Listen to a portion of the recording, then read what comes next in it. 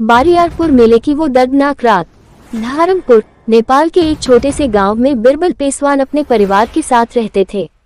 उनका बेटा आर्यन, माइकल और सबसे छोटा बेटा तीनों ही बहुत खुशमिजाज और हंसमुख थे। हर 5 साल में लगने वाला बारियारपुर मेला पूरे इलाके के लिए एक बड़ा त्योहार था और इस बार उनका पूरा परिवार मेला देखने जाने को बेहद उत्साहित था। खुशियों भरी शुरुआत। सुबह सुबह ही बिरबल ने अपने बेटों के साथ तैयारियां शुरू कर दी थी। उनकी पत्नी ने रास्ते के लिए खाना बांध दिया और पूरे परिवार ने बैलगाड़ी में बैठकर बारियारपुर के लिए निकल पड़े। चारों तरफ हंसी खुशी का माहौल था। मेला रंग बिरंगी रोशनियों से जगमगा रहा था। बच्चों की खिलखिलाहट और दुकानों से आती मिठाइयों की सुगंध से पूरा वातावरण मोहक लग रहा था। आर्यन और माइकल ने झूले झूले, छोटे भाई ने गुब्बारे खरीदे और बिरबल अपने बचपन की यादें ताज़ा करते हुए एक दुकान से मिट्टी की बनी मूर्तियां देखने लगे। सब कुछ ठीक था, लेकिन नियति को कुछ और ही मंजूर था। वो मनहूस पल, रात गहराने लगी थी और अब घर लौटने का समय हो चुका था। तभी अचानक तेज आंधी और बारिश शुरू हो गई। लोग इधर उधर भागने लगे। पूरा मेला अस्त व्यस्त हो गया। बिरबल ने अपने परिवार को इकट्ठा किया और जल्दी से बाहर निकलने लगे, लेकिन तभी एक बड़ा पेड़ तूफान के झोंके से उखड़ गया और झूले पर जा गिरा।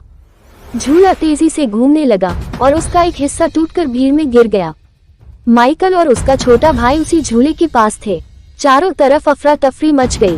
बिरबल और आर्यन दोनों अपने भाइयों की ओर दौड़े, लेकिन जब तक पहुंचे तब तक बहुत देर हो चुकी थी। दिल चीर देने वाला दृश्य। माइकल और छोटे भाई को जमीन पर बेहोश पड़ा देख बिरबल और आर्यन के पैरों तले जमीन खिसक गई। भीड़ इकट्ठा हो चुकी थी। बिरबल ने कांपते हाथों से माइकल को उठाने की कोशिश की, लेकिन उसकी बेजान आंखें और ठंडी पड़ चुकी हथेलियां देख उनका कलेजा फट गया। छोटा बेटा भी उसी पल हमेशा के लिए सो चुका था। बिरबल ने जोर से चिल्लाकर अपने बेटों को पुकारा, लेकिन अब कोई जवाब नहीं आया। पूरा परिवार चीत्कार करने लगा। आर्यन अपनी माँ को पकड़कर फूट फूट कर रोने लगा।